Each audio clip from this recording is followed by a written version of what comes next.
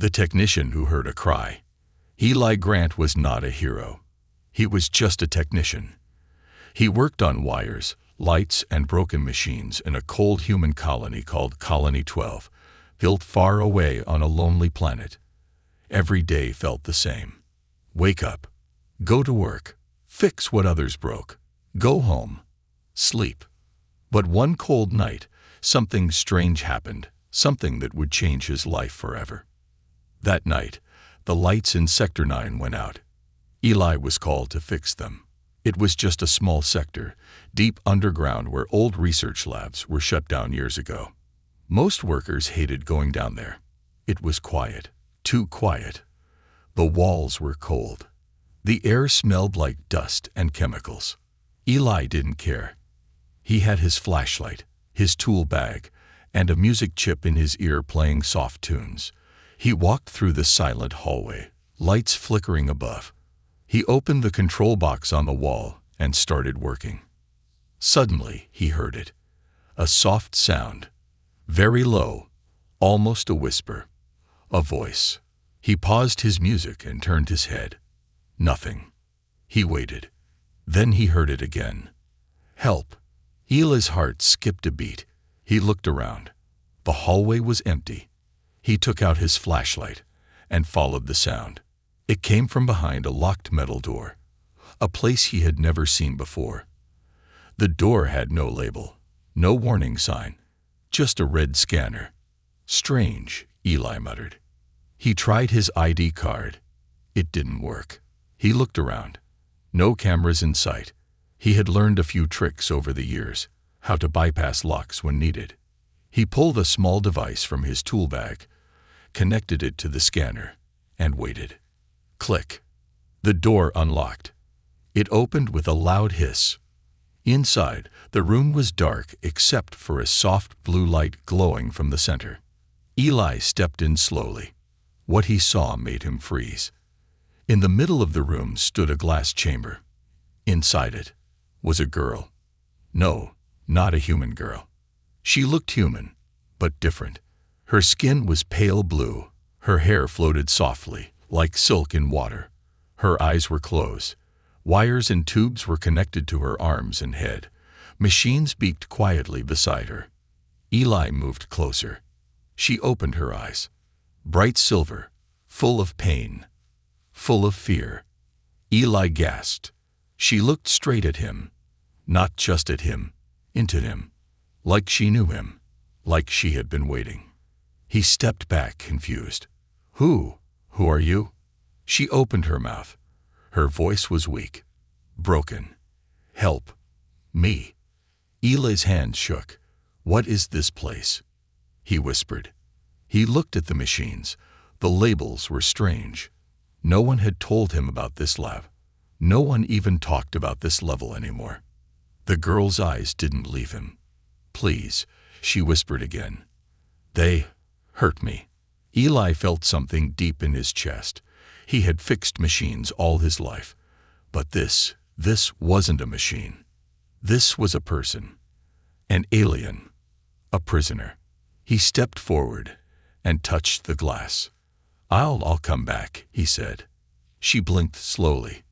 I promise, he added, stepping out of the room. The door closed behind him with a loud hiss. Eli stood in the hallway, heart racing. This wasn't normal. This wasn't part of his job. He wasn't supposed to know about her. He wasn't supposed to be there. And yet he was. The elevator back up felt slower than usual. When he reached the surface level, he checked the facility records. There was no mention of a Lab 9. No prisoner. No alien girl. Nothing. It was like she didn't exist. Eli sat at his desk, staring at the screen. Who was she? Why was she there? And why was no one talking about it? One thing was clear. Someone was hiding her. And whoever they were, they didn't want anyone to know. But now he knew. And something inside him told him. He couldn't walk away. Not this time. The secret they tried to bury. Eli Grant didn't sleep that night. He tossed and turned in his small living pod, staring at the ceiling.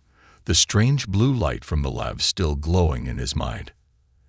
Every time he closed his eyes, he saw her. The alien girl. Her silver eyes. Her weak voice.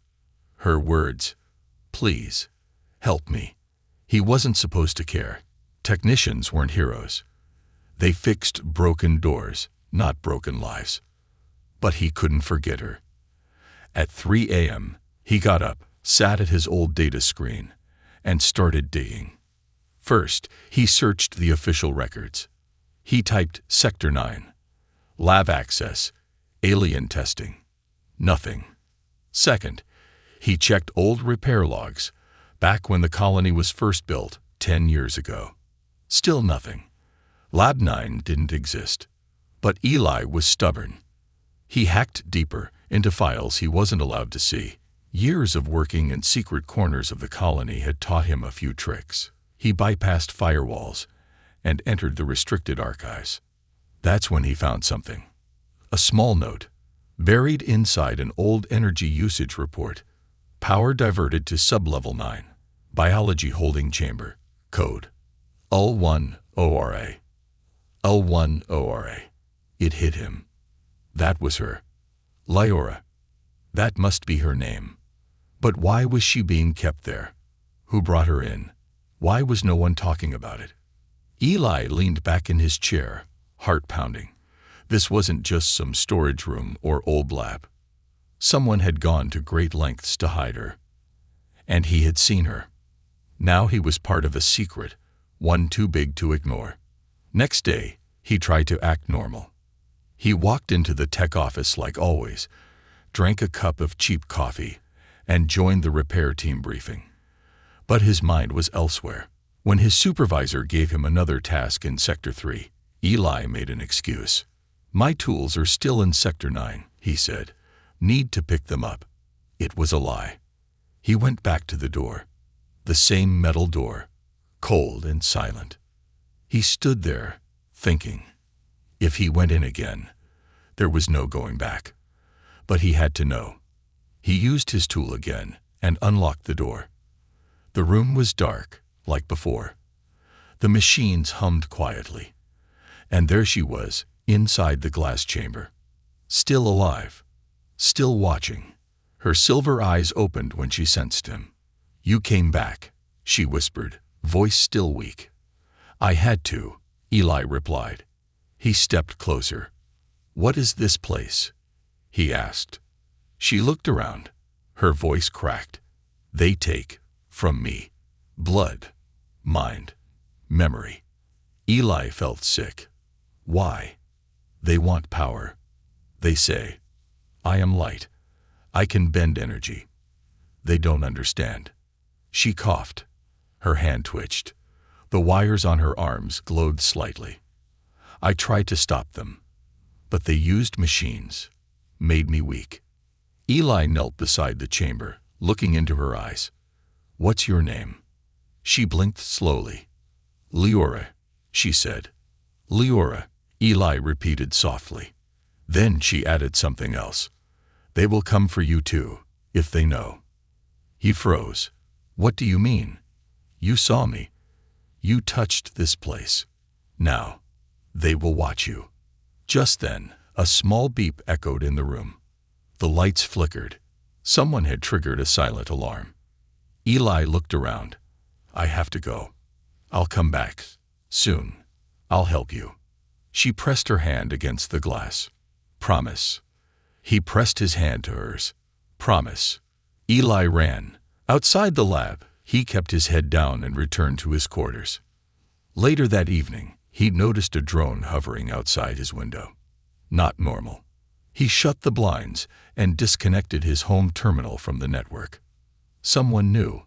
Someone had seen him enter the room. He didn't sleep again that night. He packed a small bag.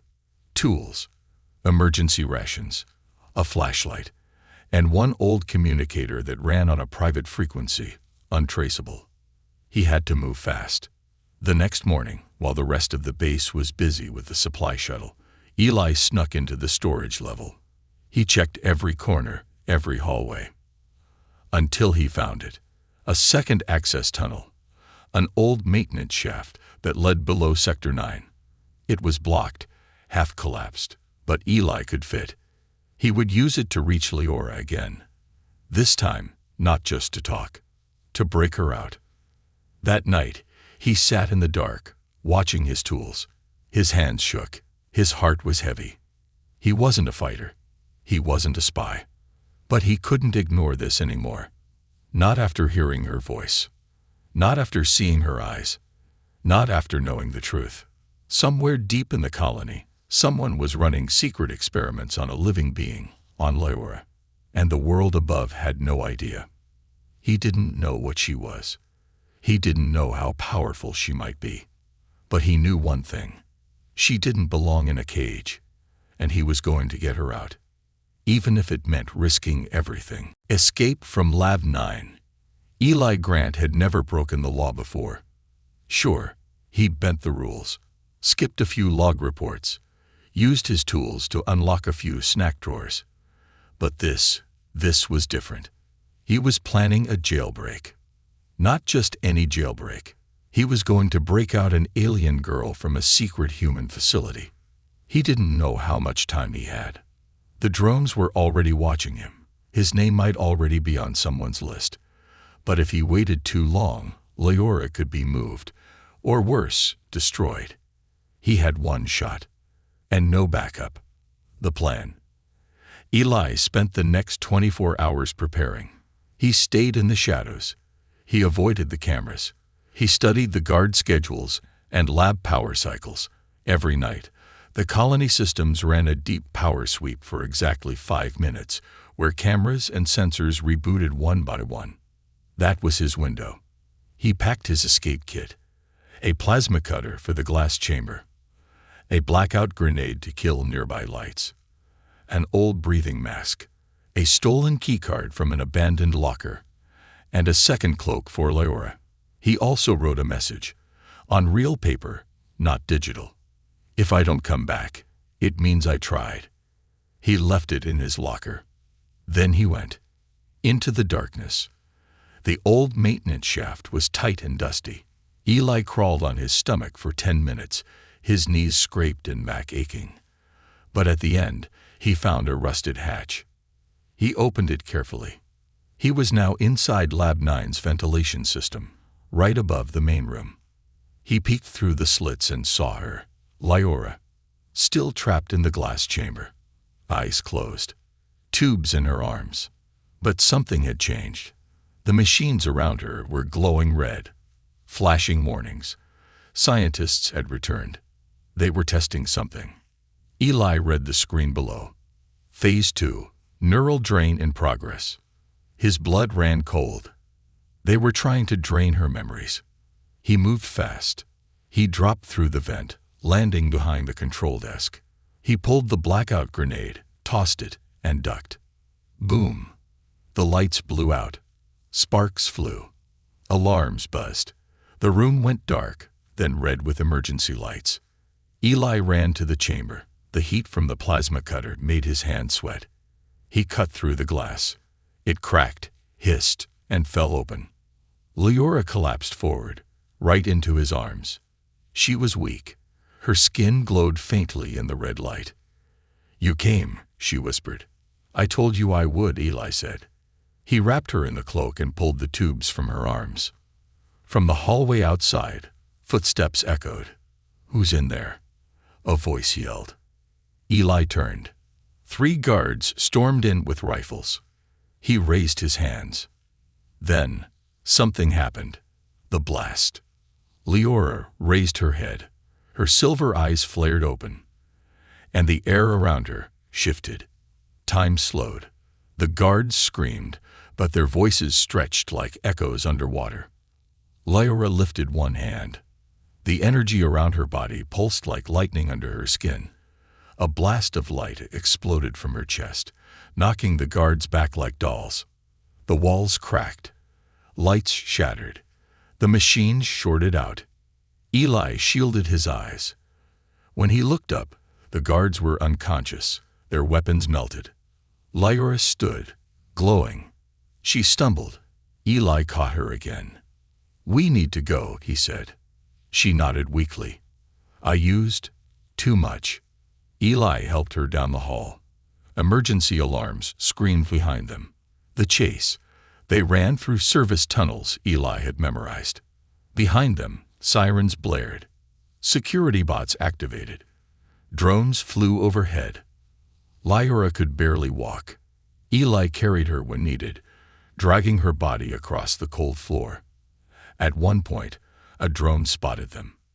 It fired a stun beam. Eli ducked, but the edge of the blast hit his leg. Pain shot up his thigh. He fell.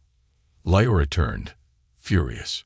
She raised her hand, and the drone sparked, then crashed to the floor in flames. They kept moving. The final door. They reached the hidden exit, a forgotten cargo chute used for mining deliveries. Eli triggered the old system. The chute opened to the mountain cliffs outside. Cold wind rushed in. Snow blew across the opening. Freedom. "We're almost out," Eli said. But behind them, another guard appeared, not human. A hybrid, one of the genetically enhanced soldiers used for private military work. Red eyes, steel armor, no mercy. He raised his weapon. "You're not taking her," he growled. Eli pushed Lyra behind him. Then suddenly, Lyra stepped forward. "No," she whispered. "You are not taking him." Her body burst into light again. But this time, it wasn't just energy, it was memory. The hybrid soldier froze. Lyra's glow reached into his mind. He saw what she saw, felt what she felt. Her pain, her fear, her home. The soldier screamed, dropped his weapon, and ran. Lyra collapsed again. Eli caught her. "Let's get out of here," he said. They slid into the chute and disappeared into the storm. Outside. The world outside was cold, but real. No more labs, no more walls. Eli looked at the sky. The stars shone above. Lyra, barely conscious, whispered something in her own language. "What did you say?" he asked. She smiled weakly. "I said, thank you." Then she fainted.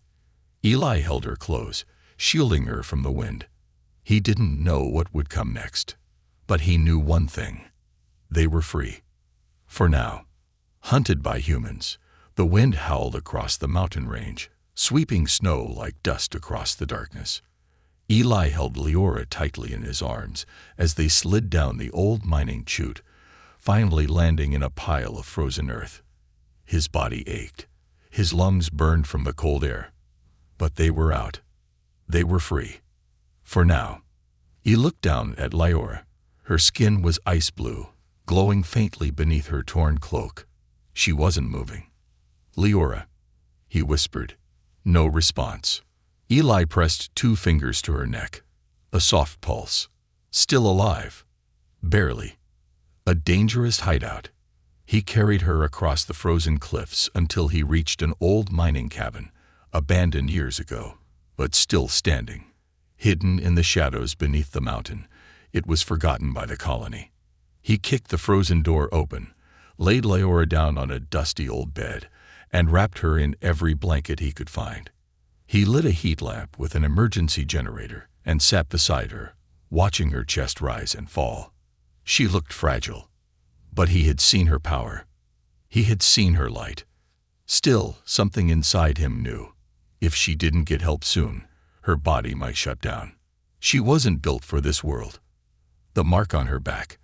As he cleaned a cut on her shoulder, he saw something strange. A glowing mark beneath her skin. A symbol. Not human. It shimmered like starlight. When he touched it gently, Lyra flinched and whispered something in her sleep. Eli leaned in. She was dreaming, speaking in her own language. He couldn't understand it, but her voice was filled with fear, pain. Then one word came through clearly. Brother. Eli's eyes widened. She had a brother. Was he still alive? Was he captured too? More questions. No answers. Back at the colony. Deep underground, in the facility Eli had escaped, chaos filled the halls. broken machines, knocked out guards, destroyed data cores. The director stood in the center of Lab 9, his face pale with rage. She was activated, one of the scientists said. Her energy levels spiked. She wasn't supposed to wake up this fast. The director stared at the glass chamber, now cracked and empty. "Find them," he growled. "Send every drone, every hunter." He turned to the nearest screen and zoomed in on the fleeing figures from the security feed. Eli's face appeared clearly. "A technician?" The director scoffed. That idiot touched what he shouldn't have. Another officer approached, holding a tablet. "Sir, if she bonds with him completely, her powers will grow." The director's eyes narrowed. "Then we destroy him first. The hunt begins." By the next morning, drones were in the sky. 5 military search teams were deployed into the mountains. They scanned every rock, every signal, every heat source. Eli didn't know how much time he had. He stayed inside the cabin, boiling snow for water and feeding Leora drops every few minutes. She finally woke, weak but aware. "You should have left," she said softly. Eli smiled. "And let them kill you." "Not happening." "You are marked now," she whispered. "They will come for you." "I know," Eli said. "But I will protect you," she added. He was surprised. She could barely sit up. Yet, she promised to protect him. He didn't argue. He just sat beside her, and together they listened to the wind outside. Then came the sound. A drone buzz. Eli ran to the window. A black drone hovered just above the trees. "They found us," he said. Leora stood, wobbling, but her eyes brightened. "No," she said. "They found me." She stepped outside the cabin, barefoot on the snow, her body glowing faintly again. The drone fired a warning shot, but Leora raised her hand, and a wall of energy burst outward. The drone crashed into the mountain wall, smoking and broken. She dropped to her knees. Eli ran out and caught her before she fell.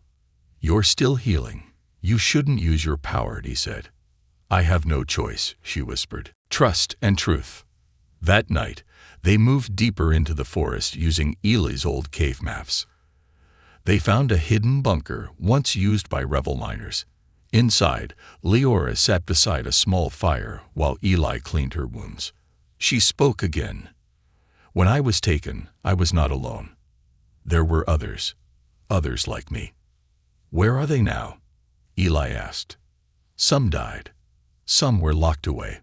Some became something else, changed by the experiments." "Changed how?" She looked away. "Not all aliens become light. Some become darkness." Eli shivered. Then she looked back at him.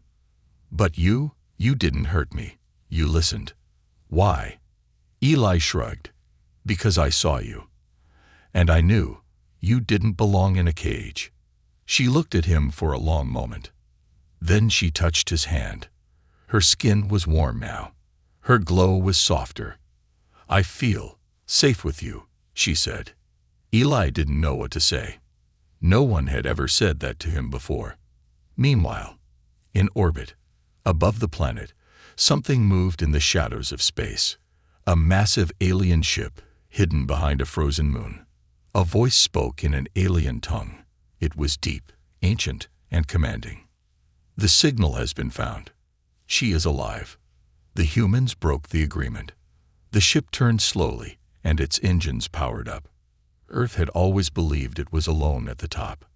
It was about to learn a terrible truth. The bond had changed everything. The cold mountain wind had eased, but the fear hadn't. Eli and Leora stayed hidden inside the old rebel bunker, miles from the colony. Outside, drones still scanned the forest. Inside, Leora's glow was growing faint again. She sat beside the fire, her eyes closed, breathing slowly. She was getting weaker, and Eli knew why. Her body needed light, sunlight, energy, warmth. But this planet had little of it. The skies were gray, the sun distant. Her kind wasn't made for this place. Eli wrapped her in another thermal blanket and sat down across from her. He watched her chest rise and fall. He felt useless. "I don't know how to help you," he whispered. Leora opened her eyes. Her voice was soft but clear. "You already are." The truth of her power. That night, Leora told Eli everything. Where she came from, who she truly was, and what she had lost. "I am not just energy," she said. "I am a conduit, a bridge. My people, we do not fight. We connect. We carry light between worlds." She paused. "They took that from me. They used my power to build weapons, machines. They broke the bond I shared with my twin." Eli sat forward. "Your brother?"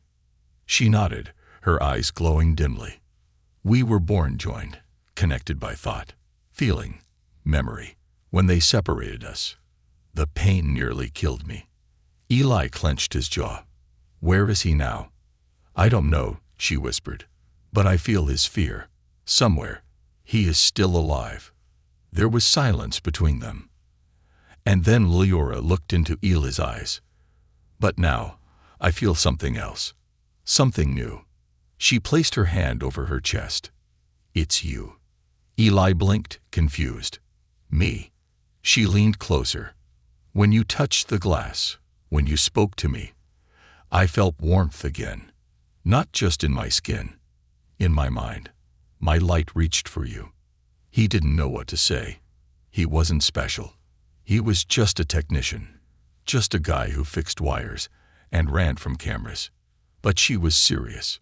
"Eli," she whispered, "I think we're bonding." The bond. That night, Eli didn't sleep. Not because he was scared, because he could feel something changing. When he touched Leora's hand, a pulse ran through him. Not electricity, not pain. Something softer, like understanding. He could feel her thoughts. Just for a second, she saw a memory of him as a boy, watching his father get arrested for stealing medicine. She didn't judge, she just understood. And then he saw hers. A sky of violet fire. A city made of crystal. Leora and her brother, flying through pillars of light. It was beautiful. He pulled back, heart pounding. What was that? She smiled. The beginning. Back at the colony. In the colony's main control center, the director was no longer angry. He was afraid. His top teams hadn't returned. 2 drones were offline. The signal from Leora's body had disappeared, shielded by some unknown force. And worse, there was a new energy reading. Not from her. From someone else.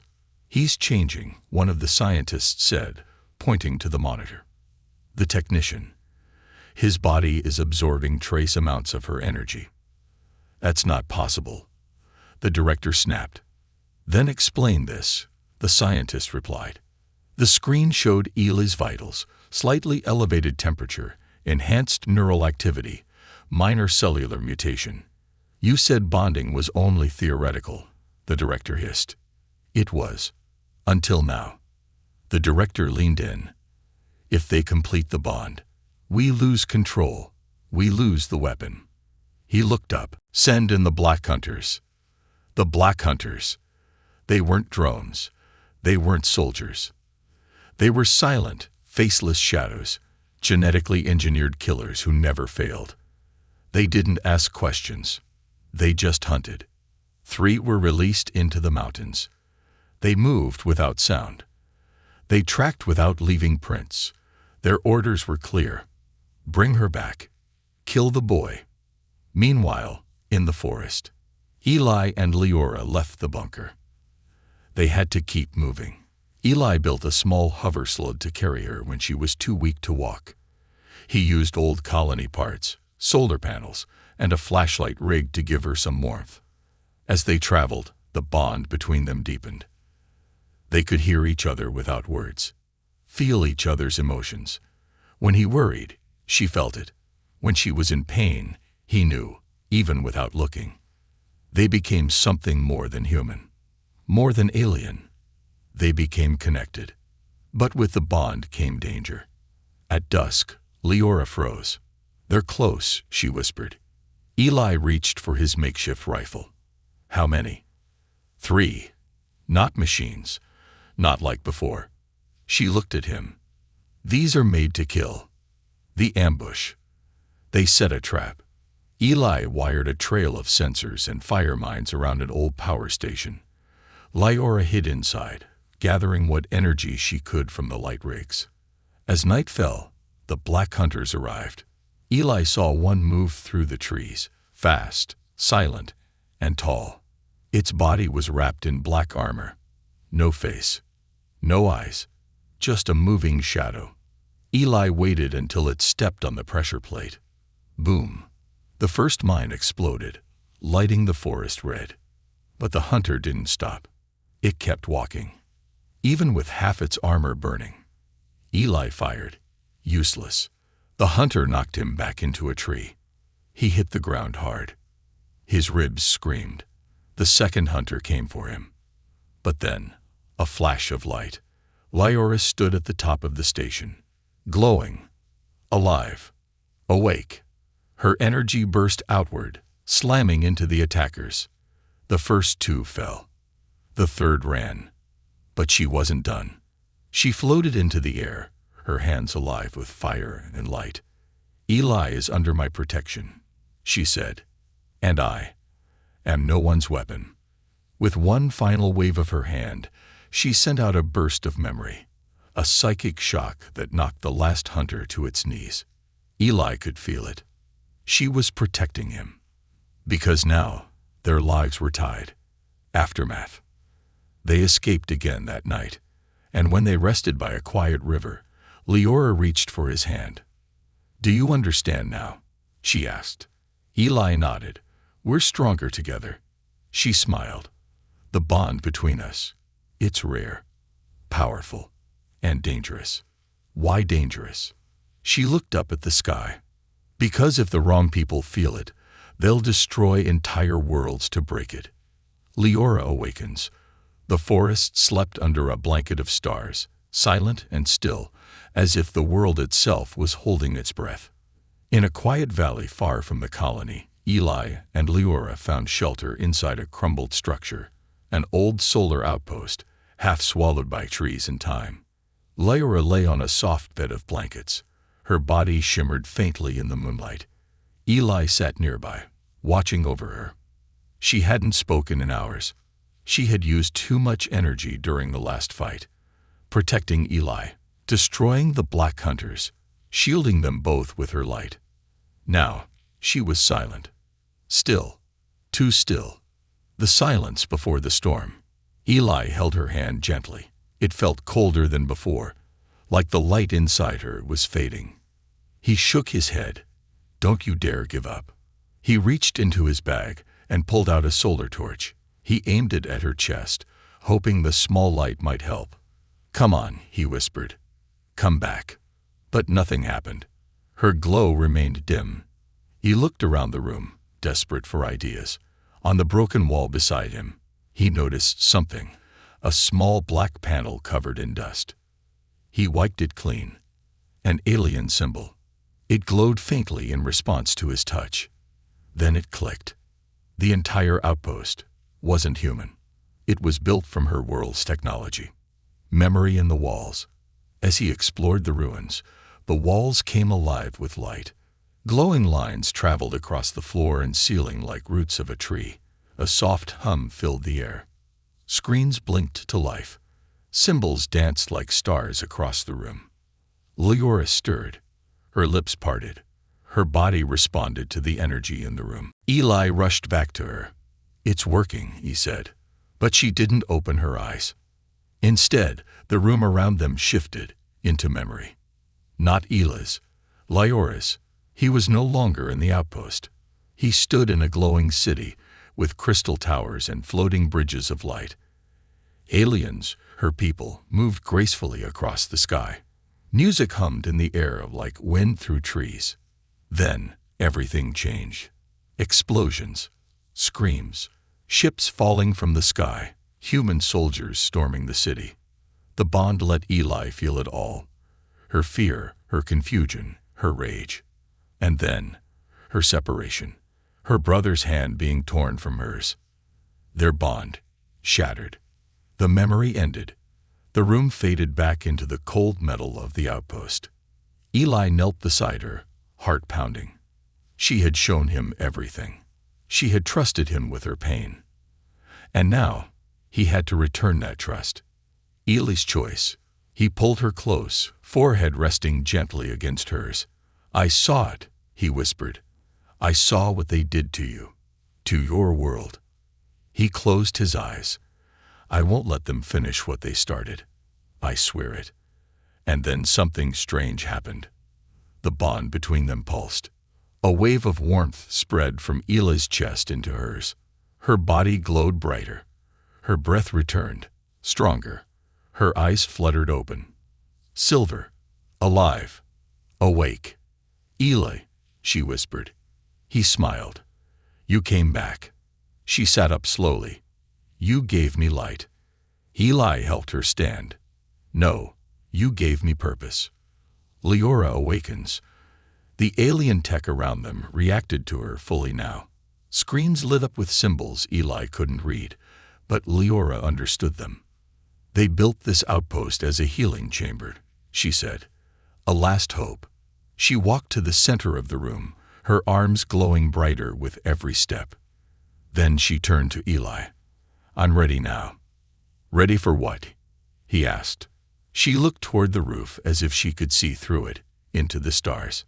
"To finish what they started, and to stop what's coming." Her hands rose. The light burst from her skin, not in a blast, but in a calm wave. It spread across the room, across the trees outside, across the sky.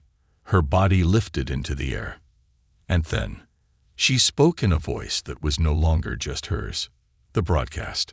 The colony's control center blinked red. Every screen froze. Then, every monitor across the facility showed a single image. Leora, floating in a field of light. Her voice echoed through every speaker, across every ship, every drone, every screen. "To those who hear me, I am Leora of the Ilari. I was taken, used, broken, but not destroyed. You built weapons from my body. You filled your machines with my energy. But now I take back what was mine.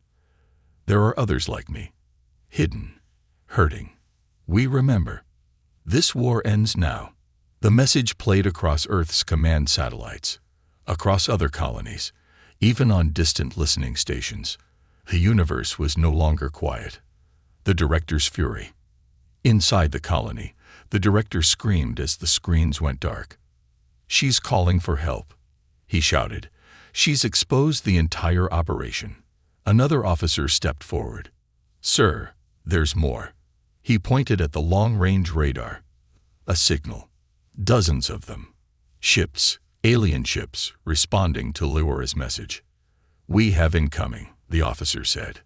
The director paled. The age of secrets was over. The age of reckoning had begun. The final moment. Back at the outpost, Leora slowly floated back to the ground. She looked different now. Stronger, brighter, wiser. Eli helped her stand. "What happens now?" he asked. She looked at the sky. "They're coming. My people. The broken ones. The lost ones. The forgotten." She turned to him. "But you're not forgotten anymore."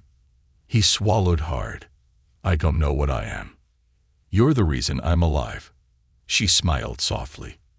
"And now, you're part of the light." Together, they stood on the edge of the outpost, watching the stars move. The world had changed. The war was coming. But so was something greater. Hope. What she did next shocked the galaxy. The sky was no longer dark. It was filled with light. Ships, hundreds of them, drifting down from orbit like falling stars. Alien vessels, each shaped like wings of glass and flame, entered the atmosphere. Their engines made no sound, but their presence spoke loud across the world. Eli and Leora stood at the top of the mountain, the wind rushing past them, their eyes fixed on the sky. "They heard me," Leora whispered. Eli nodded, speechless. It wasn't just her people arriving. It was the truth. And the truth had brought witnesses. A broken world exposed. Inside Colony 12, chaos erupted. The director stood inside the command center, barking orders. Hide the records. Wipe the logs. Deny everything. But it was too late. Lyora's broadcast had gone far beyond the colony. It had reached Earth's outer colonies, human rebels, alien peacekeepers, neutral worlds. And now, judgment had arrived. Ships hovered silently above the mountains surrounding the colony. Their lights pulsed in patterns, not weapons, but warnings. This wasn't an invasion. This was a reckoning, a planet divided. Not everyone on Earth agreed with what the colony had done. Some called it defense. Others called it cruelty. Now, with the truth exposed, governments panicked. News channels called it the alien awakening. Protesters took to the streets. Leaders denied involvement. But across the galaxy, one name was spoken again and again. Lyora, the alien girl who had been stolen, tortured, and survived. And the human who helped her, Eli Grant, a nameless technician, now known everywhere as the Lightkeeper. A final threat. But just when it seemed the war was over, a new danger appeared. A massive black ship, shaped like a dagger, emerged from deep space. The Silent Fang, an illegal private warship built by Earth's rogue military division. The same people who had ordered the experiments. The same ones who had taken Lyora. They had seen the broadcast. And now, they were coming to silence her. The alien fleet tried to intercept, but the Silent Fang was too fast, too armed, and too deadly. It launched a weapon, a null bomb, capable of erasing all energy, all life, all light in its path. Its target, the mountain. Lyora. The stand. Eli and Lyora stood at the cliff's edge. She felt the energy coming. Dark. Empty. Hungry. They want to take the light, she said softly. Eli stepped closer to her. Then we give it to them, on our terms. Lyora looked at him, her silver eyes filled with emotion. You know what that means, don't you? He nodded. The bond, she said, voice trembling. If we connect fully, if we join as one, there's no going back. You won't be human anymore. He took her hand. I haven't felt human in a long time, he said with a small smile. But with you, I feel whole. A tear rolled down her cheek. Then let's show them what light really means. Becoming one. The bond between them ignited. Fully, finally, completely. Energy burst from their bodies like a star being born. Lyora's glow fused with Eli's heart. His body shimmered like crystal. He was no longer just human. She was no longer alone. They had become a single force, light and love, memory and motion, past and future. Together, they rose into the sky. The null bomb approached, leaving darkness in its path. But Eli and Lyora, now one, did not run. They met the darkness head-on. And then, they opened the light. The explosion that wasn't. To everyone watching, from ships above to colonies far away, they saw it. A blast of white light exploded across the sky. But it wasn't destruction. It was memory. Millions of minds felt it. Children in distant worlds. Old soldiers in broken ships. Even the director, sitting alone in his command center, dropped to his knees. He saw what Eli saw, his pain, his family, his struggle. He saw what Lyora felt, her home, her brother, her hope. The energy didn't kill. It healed. The null bomb dissolved in the air, its darkness swallowed by light. The Silent Fang shut down mid-flight. Every soldier who raised a weapon lowered it. And in that moment, across the galaxy, no one wanted war. The return. The next day, ships landed. Peacekeepers, scientists, healers. They searched the mountain. But Eli and Lyora were gone. Some say they were taken into the stars. Others say they became light itself, guiding lost ships, calming angry hearts. But in the ruins of the old outpost, one thing remained: a mark on the wall. 2 handprints, one human, one alien, side by side, glowing forever. A message to the galaxy. Weeks later, a message was broadcast to every system. A voice. Lyoris, you cannot cage light forever. You cannot steal what lives in the heart. The future is not built on fear, but on connection. If we share our pain, we share our strength. If we bond, we survive. The Lightkeeper's legacy. They called it the Awakening Year. The year when humans and aliens stopped fearing each other. The year when darkness was met not with more weapons, but with understanding. And in every school, every spaceport, every corner of every world, a new symbol was placed. 2 hands, side by side, in honor of the alien girl who survived, and the human who believed in her. Together, they shocked the galaxy. And together, they changed it forever.